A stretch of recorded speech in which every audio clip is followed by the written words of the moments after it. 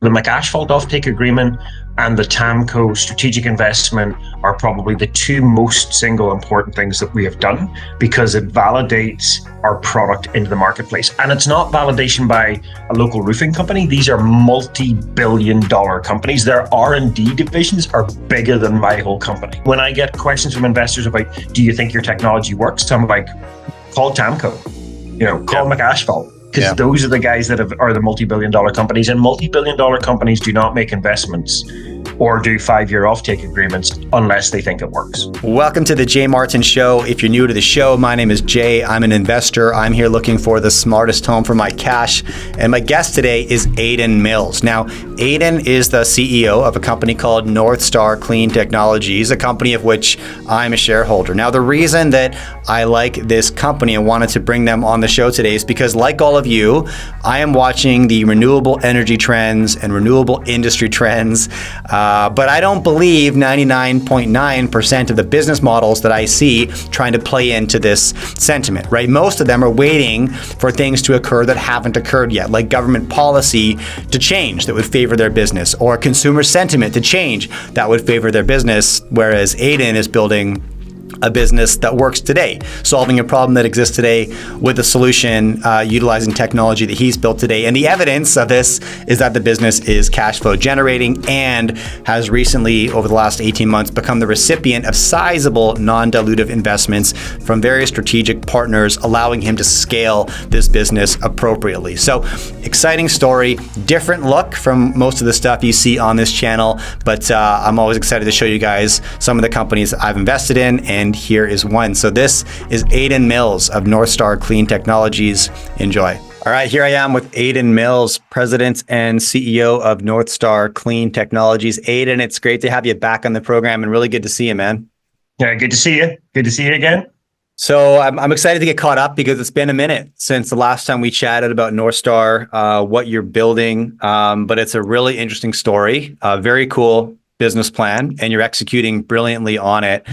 My audience has heard the first couple updates, and we've been covering this story for like 2 years at least. I mean, I was at your plant, right? In Delta, I think about 2 years ago. Yeah. We brought the camera crews. It was awesome. Right. Just in case anybody's tuning in for the first time, though, let's open up the curtain for them. Northstar Clean Technologies, what is it you guys are building? So we've developed a proprietary technology that essentially takes an asphalt shingle from your roof and can split it up into its individual component parts. So a shingle tile is made up of aggregate, so sand, about 50%. It's made up of kind of fiber, kind of either fiberglass, or the older tiles are made up of paper fiber, and limestone, which is the filler, about 25%, and about 25% oil. So if you think about it visually, we have a shingle tile that comes off a roof, comes into our facility, we grind it up, we put it in the front end of the plant, and then at the back end of the plant, out comes sand and fiber and asphalt, and that's it. So we deconstruct everything to make those products, and those products can all go into resale. So you can divert, instead of that shingle going to landfill.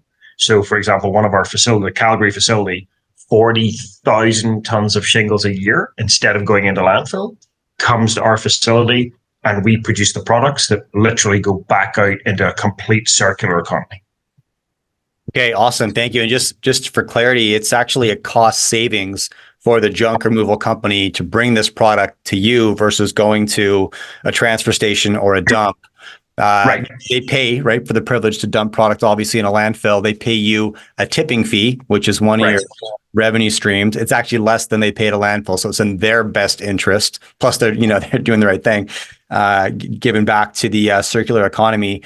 And that is one of your three revenue streams. The first being tipping fees, the second being your outputs, which is actually three different things. As you mentioned, you resell asphalt, fiber, and aggregate products back into the marketplace. And then there's, maybe talk about, I don't know if we'll get into the potential of the carbon credit income stream. We can go there or not. I'm less familiar with that, to be quite honest with you. That's not what attracted me to Northstar, by the way. And I just want to make this super clear. What attracted me to Northstar was the fact that there's no shortage of promises being made in the renewable industry, right? And what I love about what you're doing, Aidan, is you're attacking a circular economy business with a cash flow focused model, right? And Right. you're in revenue, you're generating cash, and there's no pie in the sky dream here. It's just like boots on the ground facility. I've been to it. You're processing Yeah. products and selling it. Yeah. Well, and I think the important thing about that is we've kind of used how much it is to build a plant, and we kind of use broad numbers about what EBITDA is going to be generated, etc. We've never included carbon credits because it's really important to me, even though this is an unbelievably ESG focused business, this is actually a manufacturing plant. This is like literally feedstock in, products out the back end. Now, whenever we start to run the plant in Calgary and we think about to get carbon credits, you have to do obviously the protocols. You need to put the protocols in place. You need to measure it against the base case that needs to be signed off, etc. So even when we start the first facility, it's probably going to be 12 to 18 months away before that those carbon credits can come in. But we're completely convinced that we will have carbon credits. And actually, one of the other things that is becoming more important and people are talking about the benefit for is diversion away from landfill. So as I said earlier, like 40,000 tons a year of shingles diverted away from landfill to our facility. We think that there can be upside from an environmental credit perspective from that as well. Now, again, 18 months away, let's not bank on that money. Let's not bank on that in our commercial model. So in all our conversations, we have a zero carbon credit revenue when we talk about the EBITDA of the business. It's total upside. Yeah, no, I appreciate that. I think it's very pragmatic of you to build the business model that way. And then, sure, there's additional upside potentially that you'll capture if and when. Right. It's just good news. So this year, you really validated the model in terms of it being proven as a circular economy business. This was validated with a substantial investment from Tamko last year. Do you want to walk my audience through what exactly that involved and what it means for the future of Northstar? Sure. So, as we think about the partners for the business, of course, as we chatted the last time, we have the offtake from Calgary. 5 years of that offtake from Calgary is being taken by McAsphalt, so part of the Colas Group. And we already had done that deal when we chatted to you last. But that was the validation that our asphalt can go into paving. So it can go in to build roads. McAsphalt had done all the R&D to make sure that could happen, and they're part of one of the biggest asphalt companies in the world. So that was like, if you think about what's really important for us as a business, validation from paving is absolutely huge. What Tamko did was that validation for shingle manufacturing. So they did exactly the same. So they have an R&D part of their business that basically took our asphalt and said, well, can we take the asphalt and make new shingles from it? And so they did all the R&D, and then they came back and said, actually, the blending ratio is so beneficial that the constraint wasn't how much asphalt they could put into the shingle tile. It's that we would literally almost never be able to produce enough asphalt for their business. The blending was so beneficial. So they then said, okay, well, we're going to make a strategic investment. So they made a $10 million US strategic investment in the middle of last year. So 6.4 of that was preferred equity. So they did the transaction at 29 cents a share, and the remaining 3.6 is in two tranches. So whenever we bring Calgary to commissioning, they'll do a debenture for 1.8 million US. And then when we bring Calgary into operation, they'll do another 1.8 million US as well. And that was a good risk management for them, because they were like, well, we'll give you some money up front. That's great. But actually, you need to perform and you need to deliver on the stuff that you've promised that you're going to do. And then we'll give you the balance of the 10 million US. So great structure. And part of that as well, we did an MOU with them. And the MOU with them was we give them exclusivity for the first 3 plants in the US. Now, the good thing about that is we therefore have an exclusive off-taker for our first 3 plants in the US.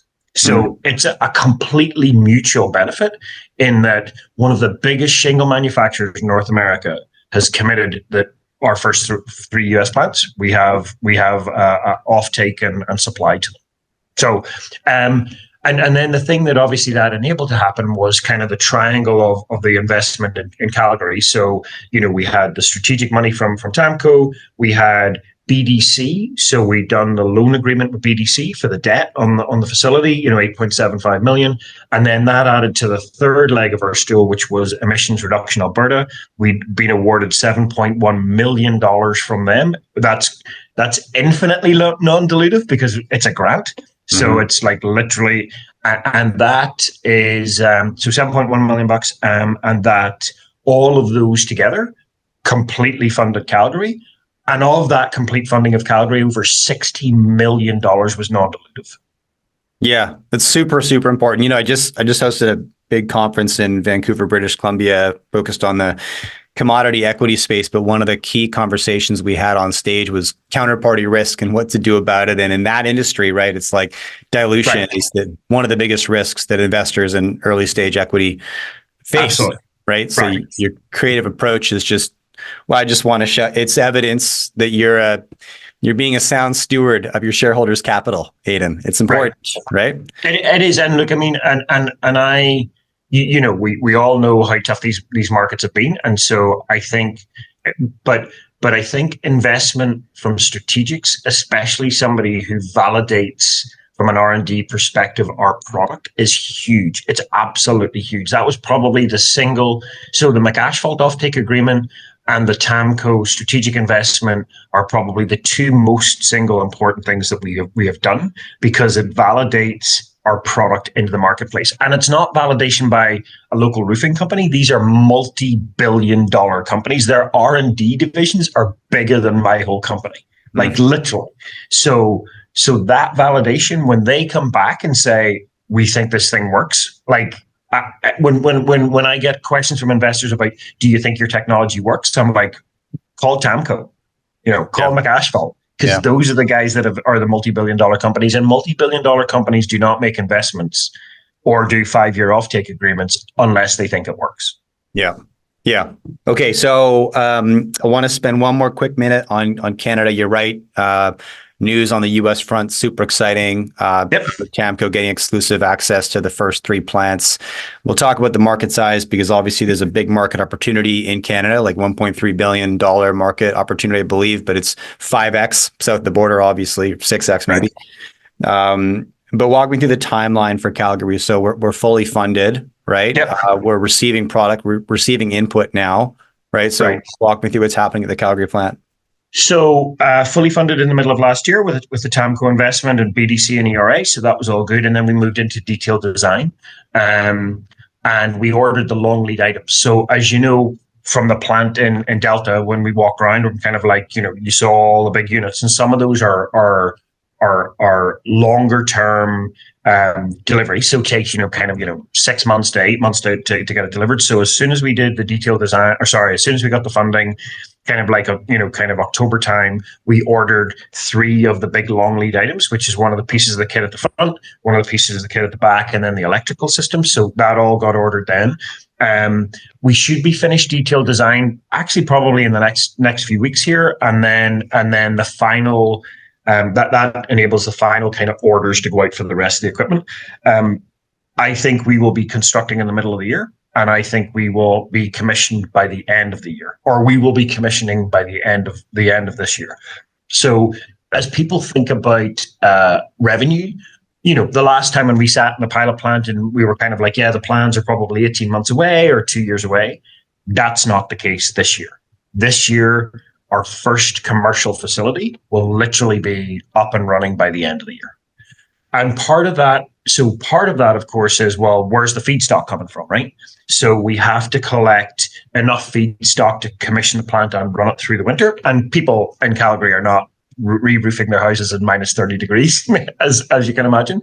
So we're expecting to collect probably about 10,000 tons of inventory ahead of the commissioning, and that's about a quarter's worth of production, and that's probably the inventory that we would run on a site typically. So the first revenue got generated by Calgary. We've done an offtake agreement with ICO. So our facility can take two types of shingles. So it can take shingles that come off a roof when people are re-roofing their house, or it can take shingles that come from a manufacturer that are like waste shingles. So when people are when ICO are making the shingles and they change a color or they change a type of shingle, then there's always like offcuts and waste or whatever. And so that's what they send to us. So instead of it going to landfill, now it comes to us. And that's so the ICO agreement is similar to agreements we would have with other shingle manufacturers. We'll have one with Tamko, for example, that they just send us the waste from their plant. So that started. Calgary generated its first revenue check 10 days ago when the first truck from Tamko rolled onto the site. Okay. Yeah. 10 days ago. It's February 2nd for context today. I appreciate that. And congratulations, Aidan. Thank you. On that huge milestone. So can you walk me through revenue projection then, like say end of 2024 when we're fully commissioned in Calgary? Yeah, I mean, so roughly, each plant generates about $10 million from a revenue perspective, and EBITDA of about $5 million. So I think we will be at that kind of annualized run rate this time next year. That's my kind of view, that the plant will be up and operating. So the other thing that's really interesting about that revenue projection is it's relatively conservative, not because of just the carbon credit thing we chatted about earlier, but it is relatively conservative in that that's operating a plant 6 days a week, 10 hours a day. So that's not a 24/7 operation. So as we start to secure the feedstock for next year, there is the potential that there could be more than 40,000 tons available. If that's the case, then we can run the plant even more efficiently and longer and generate more revenue. So in theory, that the plant has the capacity to double its hours of operation if there were that number of shingles available, which is great. So okay. As we think, so all to say, if we think about bigger markets, so we think about, the next plant in Toronto or the first US plant. So let's say the first US plant, is in a market that we could have 80,000 tons of shingles per year. We can run 80,000 tons at the plant. We just double the number of hours that it runs. So that 10 mil rev, 5 mil EBITDA on a per plant basis is not based on plant capacity. That's based on feedstock availability. Absolutely. Yeah. Good. Okay. So that takes us to end of 2024. You've been executing on your business plan since I met you a couple of years ago. 2025, right before I hit record, you said you want to exit 2025. I think you said built in Toronto and built in the first American city, correct? Yep. So I think to do that, we will, and that's, a couple of, in my opinion, probably two of the biggest catalysts this year. One is the announcement for the Toronto facility, and the second is the announcement for the first US facility. But of course, that's all permit dependent too, right? So if we secure the sites by kind of Q2 this year, and then we start the permitting process, we're a bit beholden to how long the permitting process takes in those jurisdictions. Yeah. But in a perfect world, we would finish this year with Calgary operating. Q1 next year, we'll look back at the construction and the operation and say, well, should we tweak this? Should we tweak this, et cetera, to build plant number 2? And then we should be ready to start constructing in the middle of next year in both Toronto and in the US. And I think a 6-month build is realistic, but of course you have to have the permitting in place. So that's going to be the key determinant about when the kind of the plant will be in the ground. But if we work it hard and hopefully kind of the permitting works out, end of 2025 we should have the next 2 plants in construction, if not finished. Yeah. Okay, got it. Where are we looking in the US, Aidan?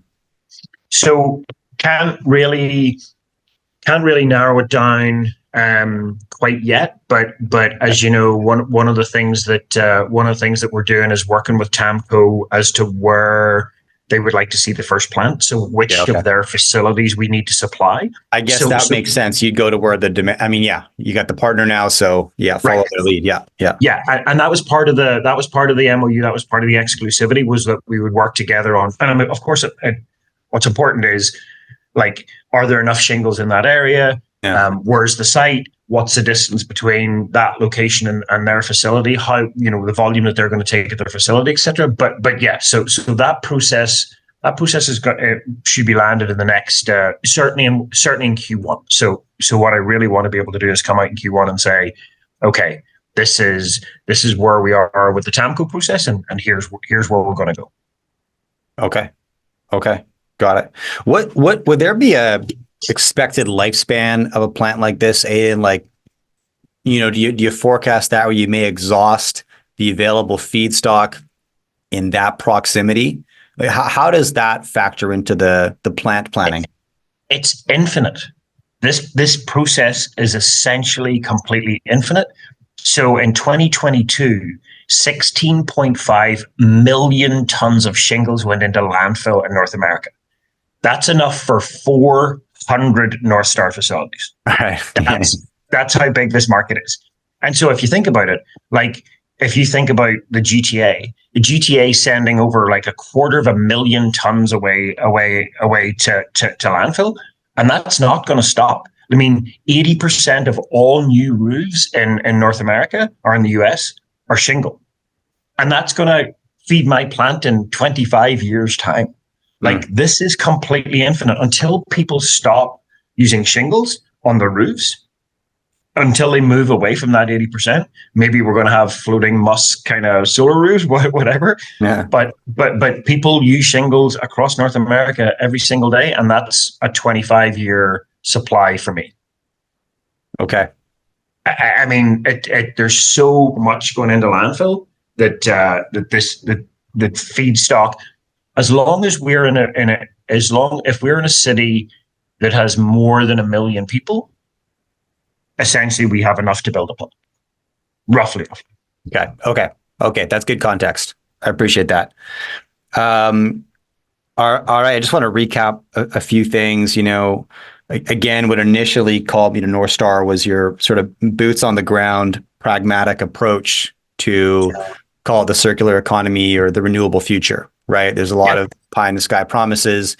You're building something very tangible, and it's real. And the evidence is in the cash that you generate, which is the ultimate truth teller. I've always appreciated the multiple streams of revenue. You charge for both inputs and you charge for outputs, right? It's novel and advantageous. And then just quite frankly, since I've met you, you've always, whenever you come back on the show, we're talking about how you did what you said you were going to do, right? Which is honestly refreshing, as you know, in the startup business, to find out with consistency. So I appreciate that about you as a leader in the business. And obviously I'm a shareholder, so I'm happy with all those things. All right, Aidan, anything you want to leave my audience with today before we wrap it up? No, look, I think, as we've chatted about, you often talk to people in this renewable space that have a vision, and those visions are often great, but they're going to deliver in 2 years' time or 3 years' time or 4 years' time or whatever. We literally have the first commercial facility delivering this year. The first full cash flow delivering this year. The move into the biggest market in the world, in North America and in the US this year. Like, all of that means that, where we're positioned today is like, we're literally at the hockey stick of this whole business taking off, from first commercial facility and the move into the biggest market that is, and nobody else can do this. Like, literally, lots of people are looking at it, but we are the only people that can solve this problem today. Yeah, well, you wouldn't let me bring the cameras right into the plant when I when I visited you in Delta. We had to stay outside, outside, away from the secret sauce with the cameras. Well, what you just said, right? Like, that's the issue with most renewable businesses, is they're great businesses as long as some things occur that haven't occurred yet, whether it's like infrastructure that needs to be built that doesn't exist yet, maybe just demand that probably will occur in the future but doesn't exist yet, government policy that might occur in the future but doesn't exist yet. Those things have to occur for a lot of renewable businesses to make sense. Yours makes sense now. It's cash flowing now, right, off of what exists today, existing demand, existing supply, which is what I appreciate about it. All right. Aidan, it's always fun catching up with you. I appreciate what you're doing. And well, thank you. Good as always to chat. Good, it was good having you out at the plant. So you kind of got to see the nuts and bolts of it. And now we're just going to roll those all across North America and take over the world shingle by shingle. Hell yeah, I love that. All right. Thanks, Aidan. We'll do it again 6 months or so down the road and get caught up again. But I appreciate your time today. Thank you. Good. All right, Jay. Thanks, man.